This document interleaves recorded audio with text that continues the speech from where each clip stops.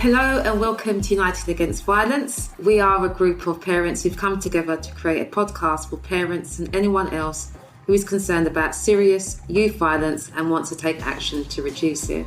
So our group consists of a mix of parent champions and ambassadors from London's Violence Reduction Unit and the Parent House, a charity based in Islington. I'm Denise, and today we're focusing on conflict management, what conflict is and how we can learn to navigate it well in our day-to-day lives. So our guest speakers this week are both from LEAP, Confronting Conflict. We have Clifton MacDonald and Brandon Ponce-Carvajal, and Sabrina from Islington's Knife Crime Ambassadors. So thank you for joining us today. I'm going to ask the guests to introduce themselves. I'll start with Clifton. My name's Clifton, Clifton MacDonald. I'm one of LEAP senior trainers and I work freelance.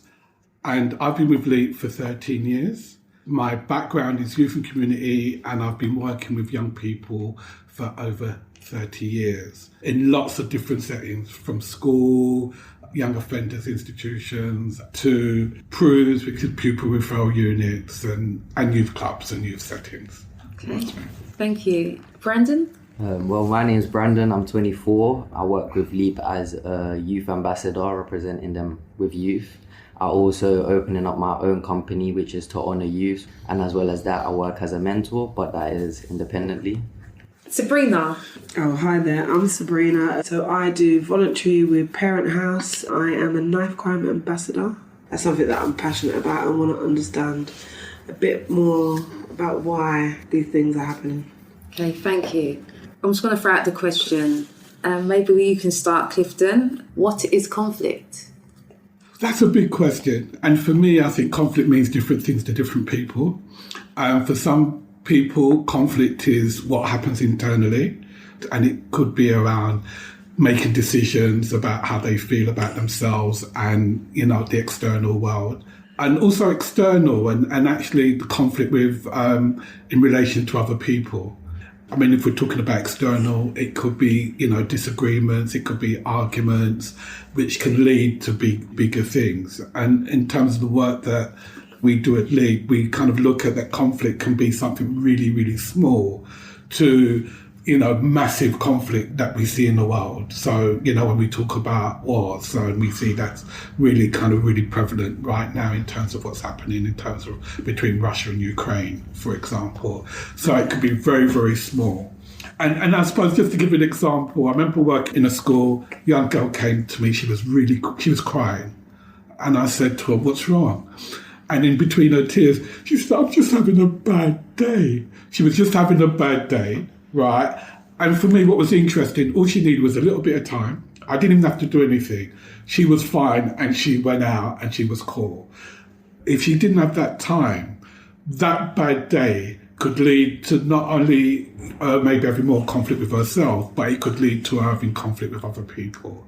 And so I see conflict as being inevitable. It's going to happen, but it's how you manage and how you deal with it that can have the most impact on it.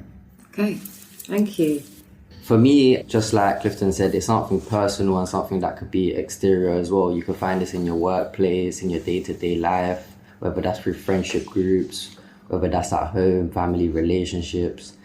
I believe that conflict is usually something negative, unless you choose to make it something positive, aka communicating with people, trying to build that positive relationship and trying to actually find a solution to conflict. So conflict, for me, I'll say, like what Clifton said, the battle within.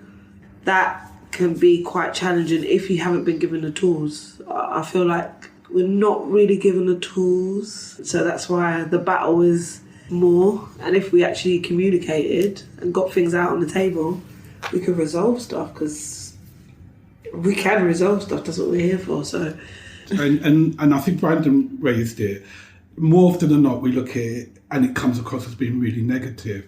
However, it can be a real source of change and transformation if really worked with and explored.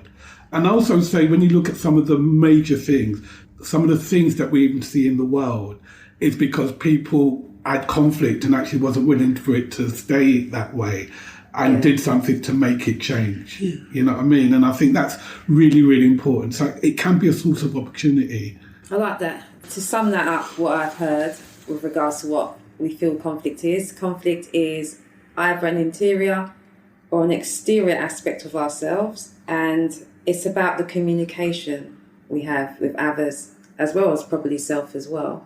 So how did you all get into working with conflict or in the area of conflict? For me, it's been a real long journey. And on my journey as a LEAP trainer and facilitator, I've learned so much about myself, and I continue to learn. My greatest teacher at the moment is my son. I've got a 17-year-old son. Every time I think I've got something sorted or something lit, my son will present something that makes me recognise that I've got some work to do.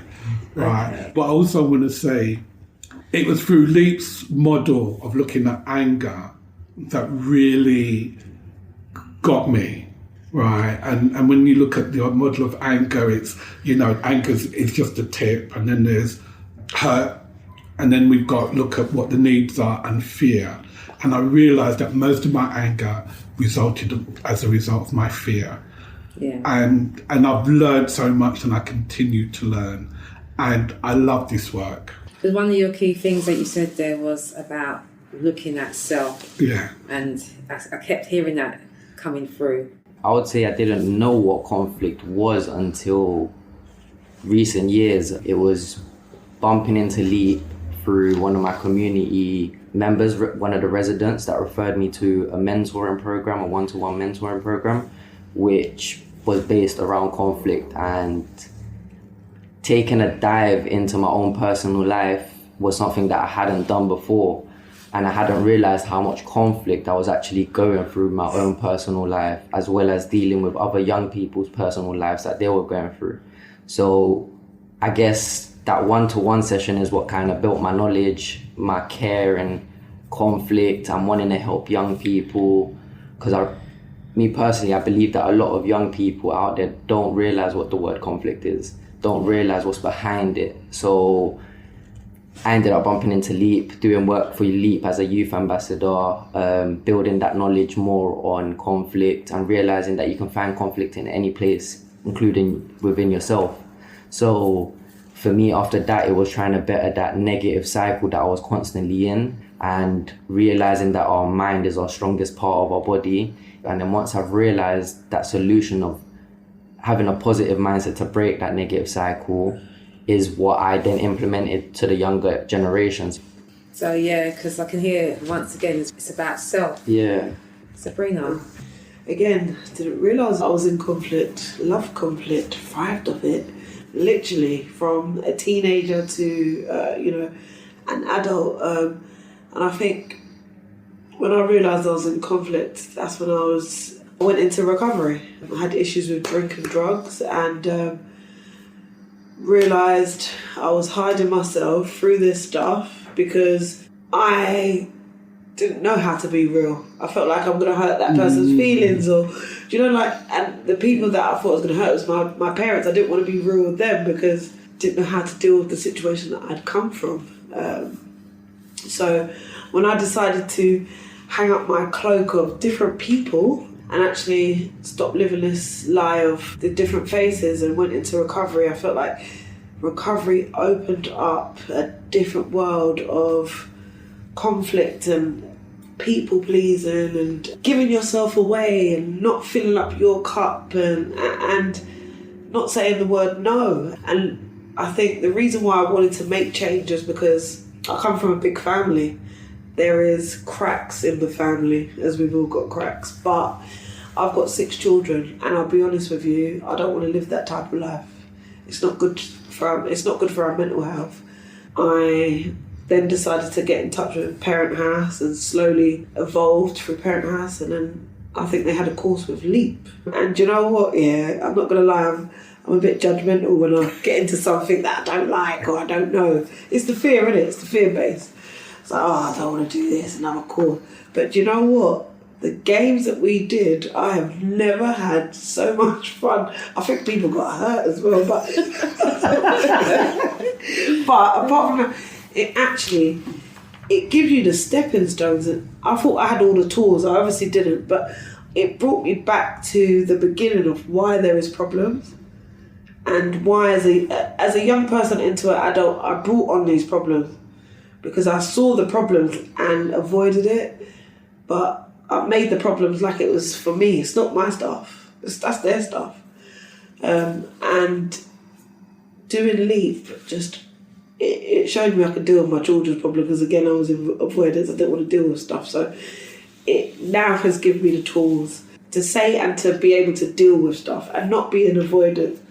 A little bit of avoidance is there, but I can recognise it, and I've got to really gracefully say thank you to LEAP, actually. Well, I guess that's a really good advert for you guys anyway, because I was going to ask you, how can you learn to manage conflict better? I'm seeing that there's tools, so could you just tell us how? I feel like for me in particular, it will probably be the mindset. A lot of us tend to put ourselves in that negative mindset. I can't do this, I'm ugly, I'm so on and so on. Especially when it comes to conflict with other people as well. We tend to not want to surrender, not want to be the bigger person. We want to be heard, we want to be seen, So I feel like if we can maybe control our mindset, the way we think and process things, maybe, like there's that saying, think before you speak, trying to find a positive solution to that negative situation. I like that, think before you speak. Very important message. For me, what's interesting and what I love about the work is that first we start with self. As a trainer, I'm always very clear that this isn't about me, this is about you. And actually, you're the experts in your own life. And so the approach is, if what you're doing is working for you and getting you the outcomes you want, keep to it. You know what I mean? But if what you're doing isn't getting you the outcome that you want, then just, you need to maybe stop and look at what is it. And for some people, they don't even know what the outcome you want. So we begin to build relationships. We begin to look at, who am I? What makes me tick? What is it I want? And so the games and the exercises are things that begin to explore some of that. What kind of strategies could help within dealing with that or looking at self to understand those conflicts? I mean, one of LEAP's real core exercises is an exercise called red flags. Yeah. And red flags is to become aware about what triggers you in a conflict situation. What do people say, do, or not do, right, that might trigger you?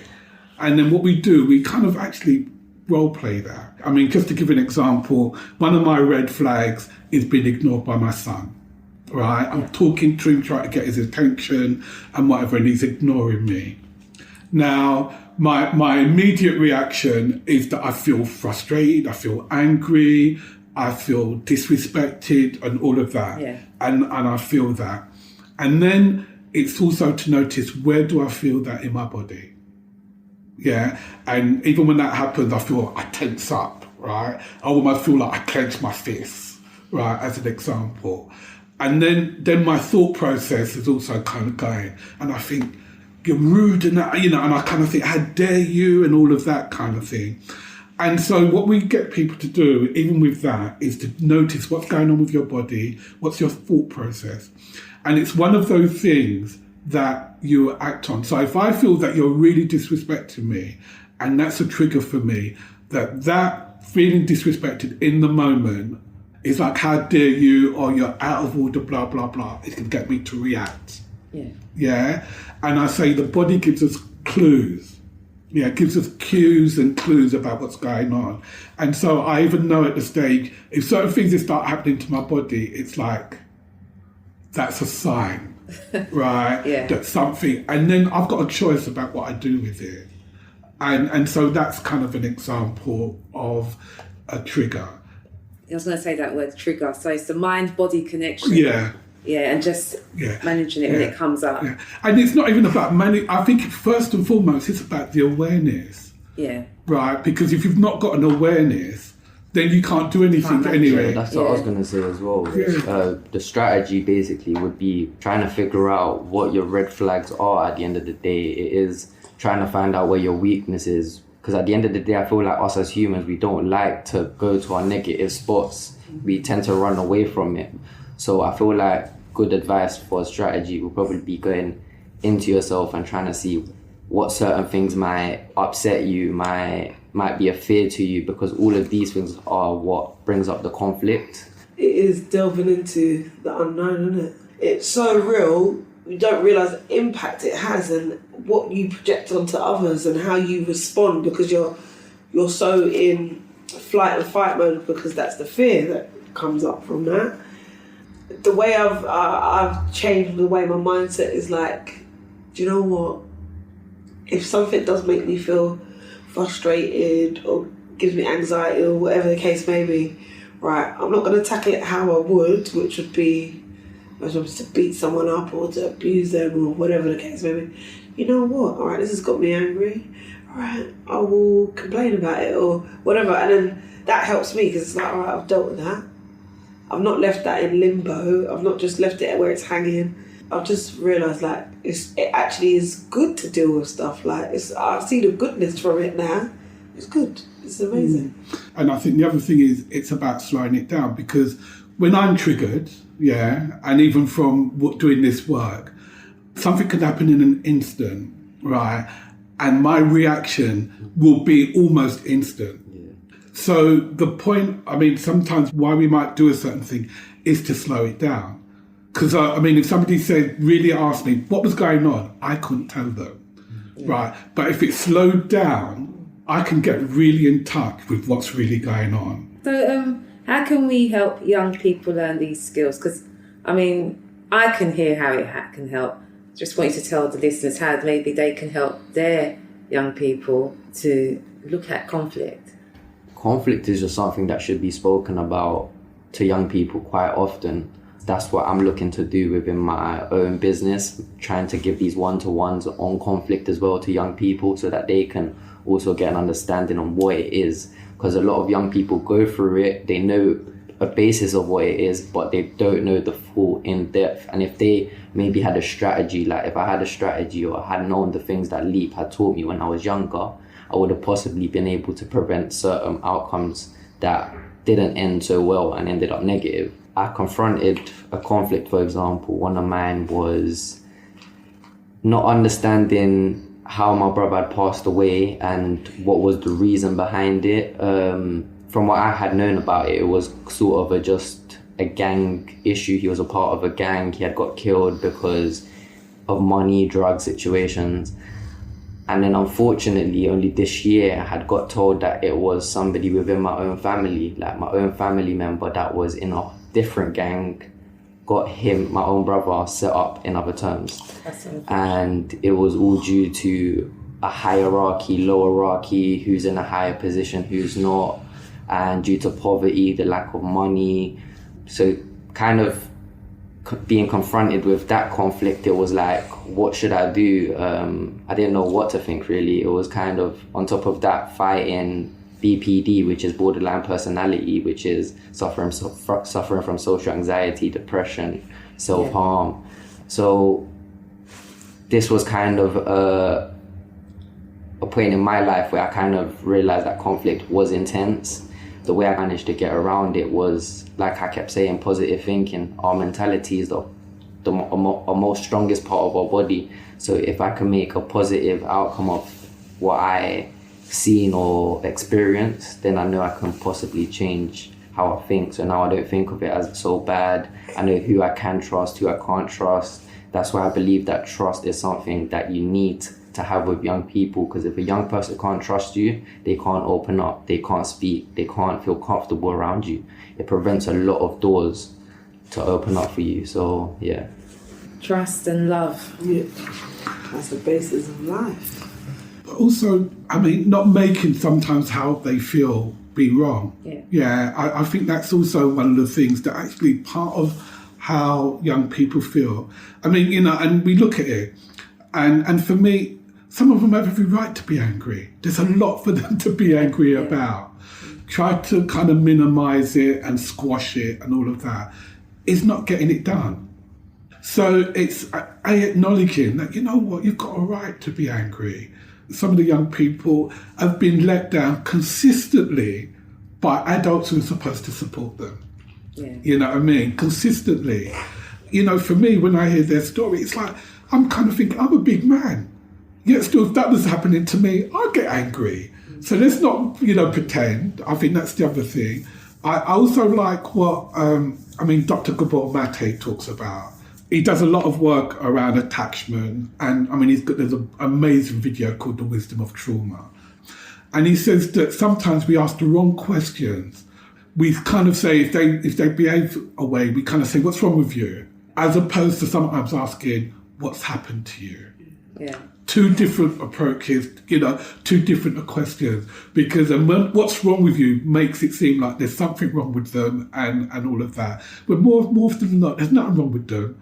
In its kind of broadest sense, right? It's what's happened to them. And we also, in the work that I love about Lee, is we say behaviour is information. A child and young person's behaviour, they're trying to communicate something to you, right? And some of that behaviour has been developed over time from when they were pre-verbal. So they haven't got the words and all that. And then sometimes, even as adults, we come and say, what's wrong or whatever. And some of them haven't got the vocabulary and all of that kind of thing. And so for me, it's about finding other means that we can then access about what's going wrong with them. Some of them, all they need is just to be held. Tell them that everything's going to be okay and in the best way you can. So I almost feel that's what some of the things that, we need to be doing, that developing the emotional intelligence. Don't make conflict be that when things get really bad, that you're having a conversation with them. It's about looking at what the different ways you can support and work with them. I feel like, that being said as well, I feel like just being ears to young people, especially me when I was younger, I always wanted to kind of express the stories that I've been through. So I feel like that's another big situation, giving young people their voice, like what is their story, what is their message. I just think what you said about agencies letting down kids, I feel like that happens so much here that to this day I say to my children, do not hold yourself ransom where you've got an issue with authorities and an issue with trying to seek help. It's about you and what you get from that. The consistency is important. Is key. They're never going to have that. And role modelling. I was sharing that. For me, a couple of things. We will say to a child, don't shout, and we're shouting at the top of our voice. And it's like, what, really? You know what I mean? And there's a running joke that I have that my wife and I have in our household. I can see my son doing something that I know is from me. Yeah. Right? And I would even say to her, I haven't got a clue where he gets it from. Right? And she looks at me as if to say, yeah. But even recognising that actually sometimes some of what my son does is based on what he sees me do. I could tell him, I could talk to him till the cows come home. But if he sees me going on a certain way, he's more likely to do that. So if I want that to change, I almost have to be different for him to be different. So there's that. And I think, as I said, we could be terrible role models. Yeah, monkey see, monkey do. And the last thing I want to say as well, and I remember even as a child, I would say, I remember growing up and I say, when I have kids, there's certain things I'm never going to say or do. I've broken every single one of those vows, right? And I kind of think, oh my God, I'm becoming my mum. Oh my God, I'm becoming my dad. And I'm making whatever. And it's like, you know what I mean? And even that I've had to really look at. So sometimes it's not even surprising that family patterns repeats itself. Yeah. Definitely. Yeah. I saw something yesterday about, trying to not be like your parents. Your parents are a part of you, so how can you not be like them? So the more you try to come away, it's about picking up the positives of them and recognising, okay, they didn't know how to do this, but I'm going to come in and do it in a different way. It's just, learning how to strategise their problems, which could come into your world, and just learning how to deal with it differently. Yeah. And that's the other thing I love about Gabor Mate's work. And just to say, anybody listening, Gabor is spelled Gabor, Mate spelled Mate. And he also talks about parents and parenting, that actually we do the best we can with what we know. Yeah. You know what I mean? And I know hearing some of my mum's journey of being a parent, it made sense. It's like, you know, I had some real moments, right? And it's like, oh, so that's why you are. So, I mean, and so that was really, really helpful, and all of that. And even the difference between even how my mum and dad raised me. You know what I mean? I grew up with both parents, but my dad was one of 10 children. My mum was almost raised as a single child. And of course, there are different ways of being the world. I mean, sometimes I think just having 5 of us was a bit too much for mum. You know what I mean? Yeah. In real terms, because she's one. Yeah, she grew up as one. Yeah, she grew up as one, so she wasn't. And so sometimes when we're making like, oh, too much noise in my head, and sorry, That sounds like me. you know what I mean? And so yeah. So 2 top tips, just 2 top tips each. Look into yourself, and if you do, like we do have triggers, I think it's important to come away from a situation if it makes you feel uncomfortable and look into yourself, because there's signs within yourself that will kind of show you why these red flags or whatever's coming up. I think definitely, I wasn't taught to look at self. I didn't know nothing about self. I look into self and I know who I am and I listen to self. Okay. Mine will probably be, just like you said, it'll probably be self-love, like discovering you. What is it that you like? What is it that you don't like? Trying to get in depth about yourself, because we all like to say we know ourselves, but how well do we know ourselves? And the other one is just take a moment to just think about the situation that you might be in. If there's something negative, try and process a positive situation and see what outcome you gain out of that. Top tip, I almost think, is to start by asking the question, is what I'm doing getting the outcome that I want? Is it getting me what I want? And if the answer is no, then it's something to kind of pause and think about what is it you do. And I suppose then the other thing for me, I mean, top tip is actually looking at how we both can win. Yeah, I like that. Yeah, how can we both win? Because, you know, if I'm in conflict with something and I get something but the other person don't, right, then there's a winner and loser. And of course, I don't like to lose. So for me, if we're striving that we can both get what it is we want, that is reasonable, that doesn't harm each other, I that's what for me is about that. Okay, well, I'm hearing look into yourself, discovery of self, the self-love of yourself, think before you take action, as well as you said truth. So that would be about being true to yourself and having that analysis. So thank you so much. Yeah, we've really appreciated your time and everything you've said. I mean, I've actually been laughing here. Yeah, you know, I want to play one of those games as well. Thank you.